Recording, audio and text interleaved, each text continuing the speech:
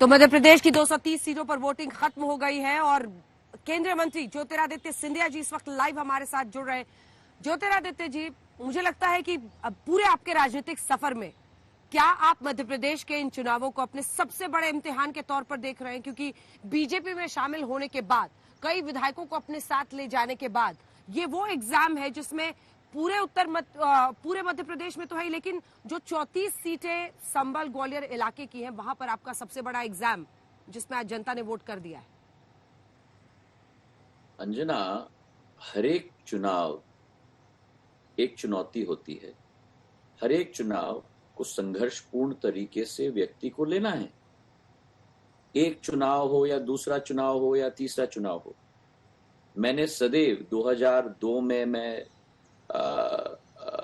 सीधे राजनीति में आया, तब से आज तक 3, 8, 13, 18 ये 5वां विधानसभा चुनाव है। मैंने 5 के 5 विधानसभा चुनावों को बड़े संघर्ष के साथ और चुनौतीपूर्ण रूप से मैंने हर एक विधानसभा चुनाव में अभियान में अपना भाग अदा किया है और जो कुछ भी मुझसे हो पाए जनता के समक्ष और पार्टी को मजबूत करने के लिए वो मैंने कोशिश की है।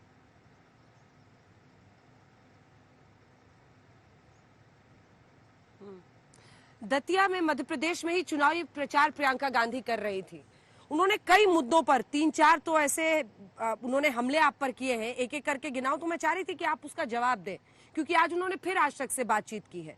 उन्होंने एक तो गद्दार कह के आपके पूरे परिवार पर हमला किया, उन्होंने कद की बात की, कहा कि सोच छोटी है, उन्होंने कहा कि पार्टी को लेकर जिस तरह से आप प्रधानमंत्री नरेंद्र मोदी ऐसे लोगों को जो कमजोर हैं, जो गद्दार हैं, उनको इकट्ठा करने में बहुत, उन्होंने कई तरीकों पर, कई लेवल्स पर आप पर अटैक्स किया है प्रियंका गांधी ने दतिया में।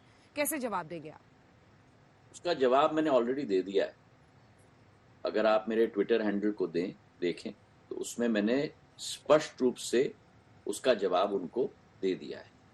और रही बात टॉल लीडर की, तो जिस टॉल लीडर के नेतृत्व में कांग्रेस को उत्तर प्रदेश में 80 में से 1 ही सीट मिली, जिस टॉल लीडर के नेतृत्व में स्वयं कांग्रेस अध्यक्ष अपने सीट हार गए, और जिस टॉल लीडर के नेतृत्व में, क्योंकि वे एक परिवार से आते हैं, सीधे पैराशूट होके महासचिव बन जाते हैं, ये स्पष्ट दिखाता है कि टॉल लीडर का कद एक्चुअली कितना टॉल है।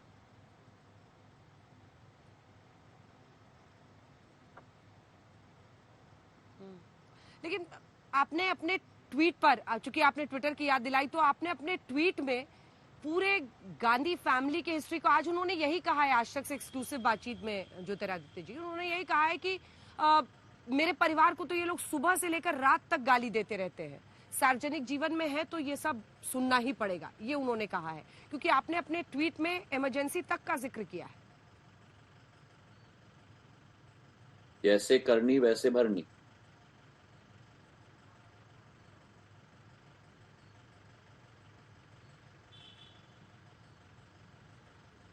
आप अभी भी बहुत सोच समझकर, संभल कर, डिप्लोमेटिकली करेक्ट होकर ही बातचीत कर रहे हैं। क्या ये कॉन्शियस एफर्ट है आपकी तरफ से कि जो कल तक साथी थे उनके बारे में असभ्य भाषा का इस्तेमाल ना किया जाए? आप मुझे अच्छी तरह से जानती हो, मैं ना कभी सोच के समझ के डिप्लोमेटिकली मैं कभी बात नहीं करता। जो मुझे कहना था मैंने ट्विटर हैंडल पे कह दिया, बाकी जो मुझे कहना था मैंने आपके शो पे अभी कह दिया।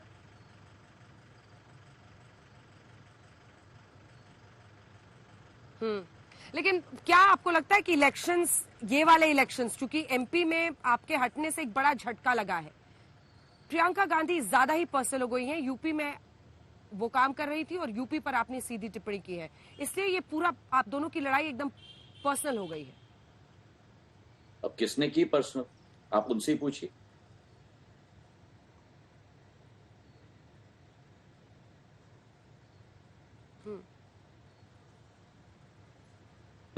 लेकिन आप क्या सोचते हैं इस बारे में? अगर इस तरह से वो डायरेक्टली आपको दतिया में अटैक करती हैं, तो उनकी भी तो एक स्ट्रैटेजी है ना इसके पीछे।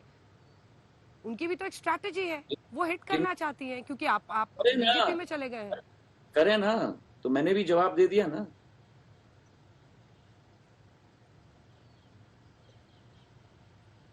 हम्म। तो ट्विटर पे ही आपने लिख दिया, अब आप चाहते हैं कि पूरा देश जाके ट्विटर पर आपका जवाब सुने, या यहाँ पर भी कुछ आज तक पे बोल दीजिए ताकि जनता यहाँ पर सुन लेगी। ट्विटर वाला तो आपका जवाब मैंने हमें पता ऑलरेडी ही है, बोल दिया ट्विटर अर्चना, तो जितनी मैंने जनता ऑलरेडी, देखती है पढ़ती है उन्होंने पढ़ ही लिया है। मैंने लेकिन ट्विटर प्रियंका गांधी के डायरेक्ट अटैक पर, मैंने प्रियंका गांधी के डायरेक्ट मैंने अटैक पर मैंने आप क्या ट्विटर पे कहेंगे? भी बोल दिया है, मैंने आपके शो पे भी और जो बोलना था मैंने बोल दिया है। अब आप उसी प्रश्न को दोहराती जाएंगी, मेरा उत्तर भी वही रहेगा। हम्म।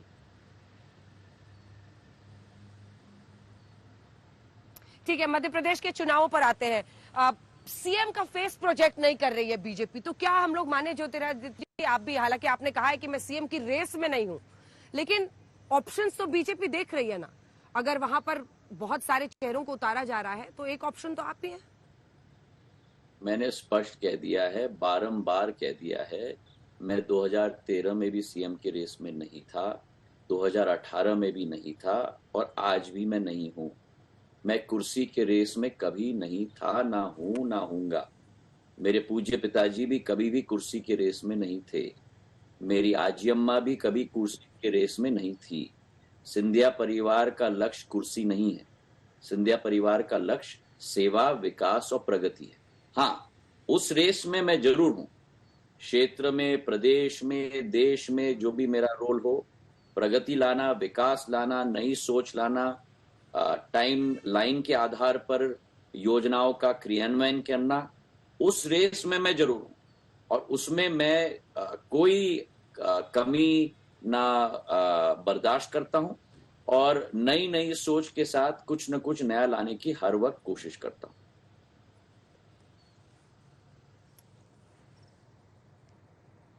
दिग्विजय सिंह भी आप पर बहुत हमलावर है, वो कह रहे हैं कि हम लोग तो उनको महाराज बनाकर रखे थे, वहां पर उनको भाई साहब बना दिया गया है। प्रियंका जी ने भी इसी पर आप पे कमेंट किया था, उन्होंने कहा कि मुझे यूपी में आए तो बताइए, काम करना मुश्किल हो गया क्योंकि यहाँ पर आप तो कोई उनको महाराज कहता नहीं था। आप मुझे बताइए कि आपकी जिंदगी में आप अपने चैनल के सभी भाई बहनों के लिए महारानी बनना चाहेंगी या बहन जी बनना चाहेंगी?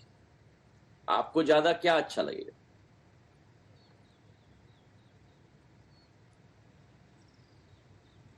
साथी बनना। बस, तो मुझे भी ज्यादा अच्छा लग रहा है कि मैं भाई साहब हूं, और मैं दिग्विजय सिंह जी को धन्यवाद देना चाहता हूं कि उनका भी योगदान रहा मेरे इस परिवर्तन में।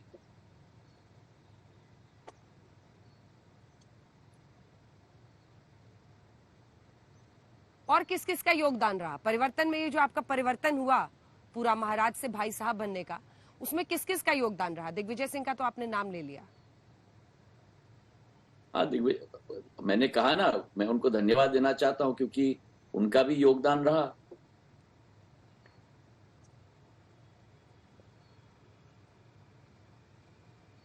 और कमलनाथ जी के सीएम बनने का कितना योगदान रहा?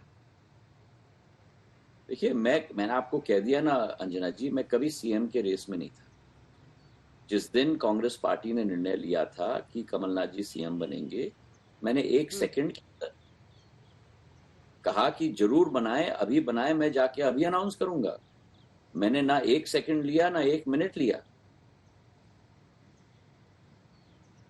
तो मैं ना कभी उस दौड़ में था, ना हूं।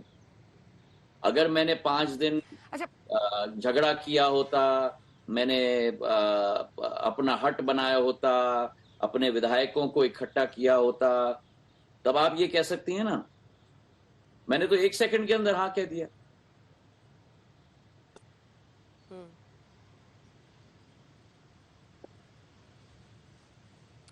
बीजेपी में आने के बाद गुना की आपकी रैली में मैं मौजूद थी जब प्रधानमंत्री नरेंद्र मोदी भी वहां पर आए थे, और ये भी सच है कि भारी तादाद में लोग वहां पर पहुंचे थे। लेकिन उस पूरे इलाके में चुनौती बड़ी है, और ज्योतिरादित्य जी वहां की 34 सीटें लगभग ये डिसाइड करती हैं। पिछली बार 26 से 27 सीटें कांग्रेस पार्टी की आई थी। कितना आश्वस्त हैं आप उस 34 में? ग्वालियर संभाग में आप कितना आप आश्वस्त हैं कि सीटें आ पाएंगी? देखिए, मैं ज्योतिष नहीं हूं, तो मैं कभी ना सीट्स का आकलन देता हूं पूर्ण मध्य प्रदेश के लिए, ना किसी संभाग के लिए। 3 तारीख को आप स्वयं देख लेंगे कि पूर्ण बहुमत के साथ भारतीय जनता पार्टी की सरकार मध्य प्रदेश में बनी, और ग्वालियर चंबल संभाग में भी बहुत अच्छे रिजल्ट्स, परिणाम बहुत भारतीय जनता पार्टी के लिए आएंगे।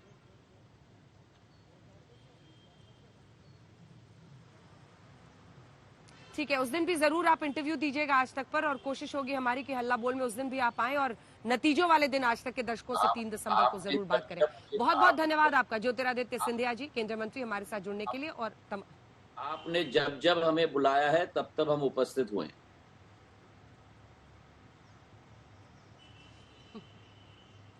बहुत बहुत धन्यवाद आपका ज्योतिरादित्य जी, हमारे साथ जुड़ने के लिए।